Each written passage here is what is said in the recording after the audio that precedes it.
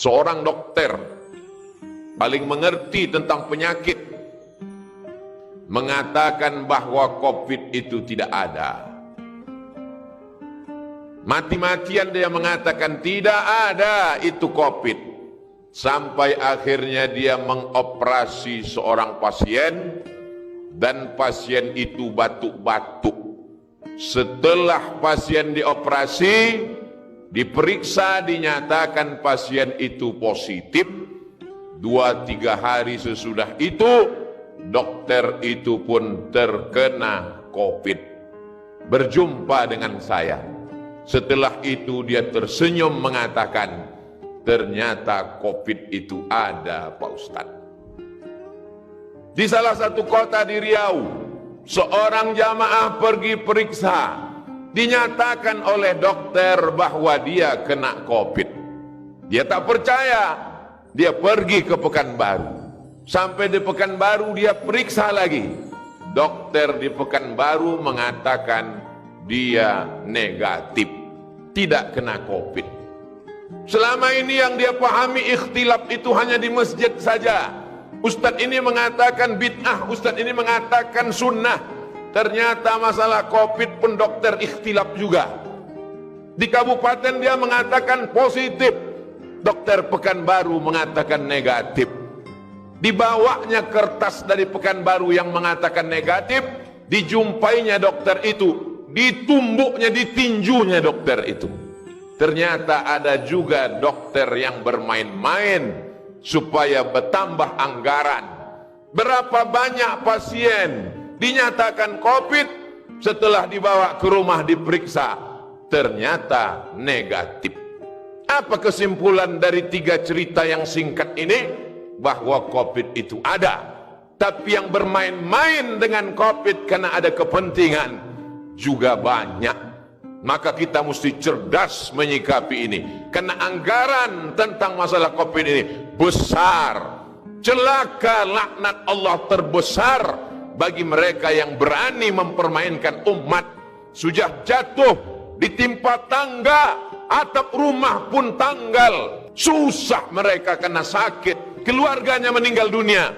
Masih ada orang yang berani bermain-main. Mereka ini yang dikatakan Allah ulaika kal an'am.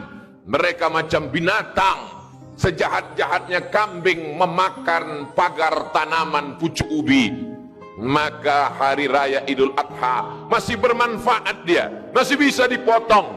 Tapi kalau sudah manusia, ulaika kal an'am, mereka macam binatang, kata Allah. Balhum adal, bahkan lebih hina daripada binatang.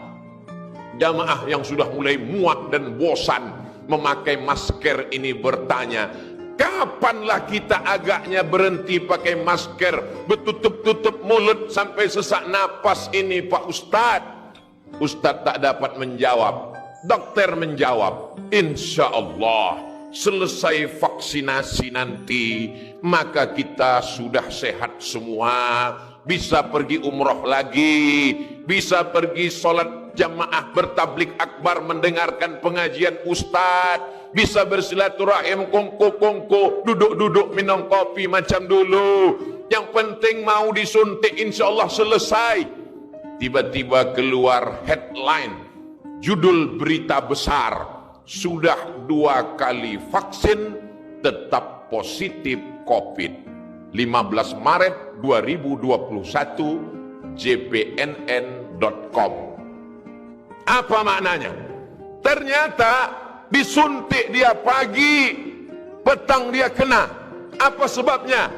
Karena virus COVID bermutasi.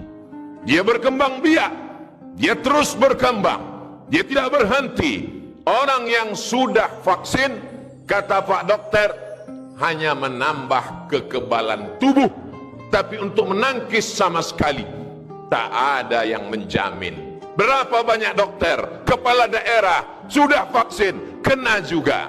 Lalu apakah lantas kita tidak vaksin? Yang meyakini bahwa vaksin itu dari babi, sampai kapanpun babi itu tetap haram. Memakan babi haram, pakai babi haram. Tapi ada saatnya memakai babi jadi boleh. Kapan? terjebak di dalam hutan. Makanan tidak ada, pilihan cuma dua, babi atau mati. Tak boleh kita pilih mati, karena kata Allah, la tulqu bi aidikum ila tahlukah, jangan jerumuskan dirimu ke dalam kebinasaan. Boleh memilih babi, akhaffud dararain, kalau memang mudaratnya lebih ringan. Tidak ada paksaan. Berpendapat dengan pendapat sendiri akan menyesatkan. Maqaba man istasyara wa ma nadima man istakhara. Tidak akan sia-sia orang yang mau meminta pendapat orang lain, dan tidak akan menyesal orang yang mau bermusyawarah. Wa amruhum syura bainahum, orang beriman bermusyawarah, minta pendapat orang yang tahu. Fas'alu ahla dzikri, tanya orang yang tahu. In kuntum la ta'lamun, kalau kamu tidak tahu. Adakah titik terang di tengah kegelapan ini? Orang yang memandang titik terang hanya orang yang bersama dengan Allah. Kalau mengharapkan vaksin, tak dapat diharapkan. Berharap kepada dokter, dokter pun mati juga. Orang yang ditolong Allah hanya orang yang berusaha dan berikhtiar. Apa yang bisa kita lakukan, Pak Dokter? Tetap pakai masker, karena virus sampai hari ini belum bermutasi masuk ke telinga. Nanti kalau virus bermutasi masuk ke telinga, barulah kita sumbat telinga. Entah bagaimana pula lagi nanti model khutbah Jumat di masa akan datang. Sampai hari ini virus hanya baru masuk rongga mulut dan lubang hidung, maka tutuplah mulut, tutuplah hidung. Tangan bersalaman bersentuhan, kena air liur, air hidung, maka cucilah pakai hand sanitizer. Masih selamat insya Allah. Masih tetap sholat berjamaah, masih tetap jaga jarak, masih tetap menjaga diri. Tapi orang yang tidak mau ke masjid, melarang orang ke masjid, tapi di mal, di pasar dibiarkan. Di mana letak hati kecilmu? Tak malukah engkau nanti kalau berjumpa dengan Allah? Di masjid orang hanya 5-10 menit, masbuk, lambat sampai masjid, sudah qomat. Hanya 5 menit dia di masjid, 5 jam orang duduk beramai-ramai, ketawa, cekakak cekiki, tertular penyakit. Masjid yang kau salahkan. Tak malukah engkau nanti menyebut nama Allah, menyebut Rasulullah, padahal tempat ini yang dipanggil Allah, dipanggil Rasulullah sallallahu alaihi wasallam. Tetap jaga protokol kesehatan, tapi jangan sampai meninggalkan ibadah kepada Allah subhanahu wa ta'ala. Tetap cuci tangan, tetap pakai masker, tetap jaga jarak, tetap beribadah. Seorang pasien luka kakinya, pergi ke rumah sakit, sebetulnya luka itu hanya kecil saja. Lalu Pak Dokter pun menjelaskan, karena ibu ada bibit-bibit diabetes, ini luka kecil ini nanti akan menjadi besar. Kalau luka ini sudah besar menjadi akut, menjadi parah, maka kaki akan dipotong, diamputasi. Akhirnya si pasien berpikir pagi, petang dan malam, gula darahnya jadi naik, tekanan darahnya menjadi naik, jantung koronernya kumat, darahnya pun kumat. Akhirnya bertambah-tambah penyakit dengan yang lain. Tapi yang mengerti penyakitnya juga dokter. Pak Dokter, apa yang membuat ibu itu semakin parah? Ustadz Abdul Somad, yang membuat kita semakin terpuruk adalah pikiran kita. Pikiran kita lah yang paling berbahaya. Maka Allah menjaga pikiran kita supaya tidak terlalu ketakutan, galau, ngeri, cemas. Setan menakut-nakuti kita. Maka bagaimana caranya? Orang yang berzikir mengingat Allah, memperbanyak bersolawat, maka insya Allah dijaga Allah pikirannya. Kalau sudah pikirannya terjaga, hatinya terpelihara. Kalau sudah hatinya terpelihara, imunnya kuat. Kenapa imunnya kuat? Karena imannya kuat. Kalau imunnya kuat, maka virus COVID tak akan dapat menyerangnya. Kenapa Ustadz mati? Kenapa Kiai mati? Kenapa Buya mati? Lan tamuta nafsun, orang tidak akan mati qabla an tastakmila rizqaha wa ajalaha. Orang tak akan mati sebelum rezekinya penuh, sebelum ajalnya penuh.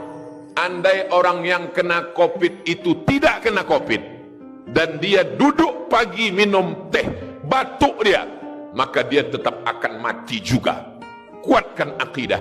Tapi kita bukan Jabariyah. Jabariyah berserah kepada takdir, tidak pakai masker, tidak cuci tangan, tidak menjaga jarak. Kalau tak mati kata Allah maka tak mati. Itu bukan Ahlus Sunnah.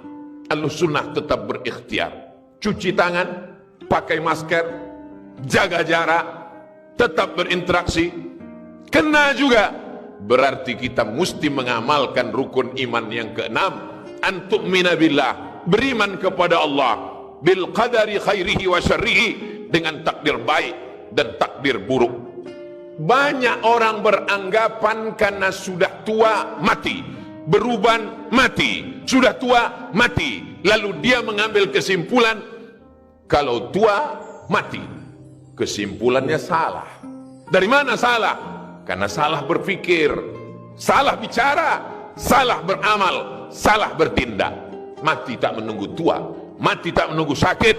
Berapa banyak bayi yang baru lahir sehat walafiat mati. Kalaulah dikatakan badan sehat membuat orang tak mati, coba hitung berapa banyak orang mati habis senam pagi, habis jogging mati. Kalaulah dikatakan mati menunggu tua, berapa banyak ulama muda, ustadz muda, artis muda, pejabat muda mati. Kematian milik Allah. Lalu kenapa sampai hari ini kita masih hidup? Berapa banyak orang menduga kita sudah mati, dan berapa kali kita melewati momen-momen hidup dikatakan orang mati tapi tak mati. Alladzi khalaqal mauta, Allah yang menciptakan mati, wal hayata, Allah juga yang menciptakan hidup. Untuk apa dibuatnya ada hidup ada mati? Liyabluwakum ayyukum ahsanu amala, untuk menguji kita siapa di antara kita yang masih beramal. Lalu bagaimana dengan saudara-saudara, tetangga, kawan, sahabat, handai tolan, kawan sekantor, kawan satu sekolah, satu alma mater, mati mereka. Uzkuru mahasina mautakum, sebutkan kebaikan-kebaikan mereka. Andai ada cacat aib buruknya, andai benar kau sudah ribah, andai salah kau salah 2 kali, ribah sekali, fitnah sekali, sebutlah baik-baiknya. Kenapa mereka mati? Ajalnya sudah sampai, rezekinya sudah penuh. Sebelum COVID itu ada, sebelum virus COVID-19 itu lahir, Allah sudah menuliskan takdir untuk dia. Tapi kita tetap berusaha dan berikhtiar. Itulah beda antara Jabariyah, Qadariyah dengan Ahlus Sunnah wal Jamaah. Mesti kembali kepada agama. Yang punya bisnis tumbang. Orang pergi haji dan umrah, hari ini tak dapat berangkat ke tanah suci. Ustadz Somad, satu-satunya bisnis yang tetap bisa hari ini khusus untuk pariwisata hanya bisnis menyelam. Kenapa begitu Pak? Karena COVID belum bisa masuk ke dalam air. Tapi orang untuk menyelam mesti naik pesawat. Sebelum naik pesawat dia akan rapid test, swab. Ada kekhawatiran jangan-jangan barang yang dipakai barang bekas, walaupun oknum yang melakukan 0, sekian %, tapi orang tetap ketakutan. Dia akan masuk hotel, dia tidak jamin anduknya, spraynya, orang ketakutan. Bisnis pariwisata tumbang. Semua bisnis rekayasa manusia hancur. Satu-satunya bisnis yang tetap bertahan hanya bisnis milik Allah Subhanahu wa ta'ala. Kelapa sawit harga tetap normal, kelapa bulat harga malah naik, buah pinang tak terpengaruh sama sekali. Itulah makanya orang yang mengamalkan sunnah bertani, bercocok tanam, dia akan tetap istiqomah. Tetap istiqomah bukan saja imannya, tapi perbuatannya memakmurkan muka bumi Allah. Perdagangan yang didasarkan pada niat lillah tetap bertahan. Kenapa pedagang-pedagang tetap eksis padahal pembelinya sudah tidak ke pasar lagi? kami masih punya usaha online Pak Ustadz. Mereka tetap membeli dengan berbagai cara. Jangan putus asa dari rahmat Allah. Lau tawakkaltum ala Allah haqqa tawakkulih. Kalau kau benar-benar bertawakal kepada Allah sebenar-benar takwa, la razaqakum kama ruziqat tayr. Allah beri kau rezeki seperti rezeki seekor burung. Taghdu khimasan, pergi dari sarang, terbang di waktu pagi dalam keadaan perut kosong. Wa taruhu bitanan, mereka pulang dalam keadaan perut kenyang. Satu-satunya solusi hanyalah kembali kepada Allah Subhanahu wa ta'ala. Bangun malam, tetap solat sunat taubat, solat sunat wudhu dulu. Setelah itu solat sunat taubat, solat sunat tahajud. Menjelang azan subuh berkumandang, beristighfar kepada Allah. Setelah itu apa yang bisa kita lakukan? Rezeki yang dititipkan Allah, berwakaflah, berzakatlah, berinfaklah, bersedekahlah. Setan selalu membisikkan, putus asalah, berhentilah menyembah Allah. Buya pun mati, kiai pun mati, ustaz pun mati. Mati itu pasti. Tapi masuk neraka atau tidak masuk neraka itu pilihan. Wa naqsi wa ma sawwaha, demi jiwa dan penciptaannya. Fa alhamaha fujuraha wa taqwaha, Allah berikan jalan.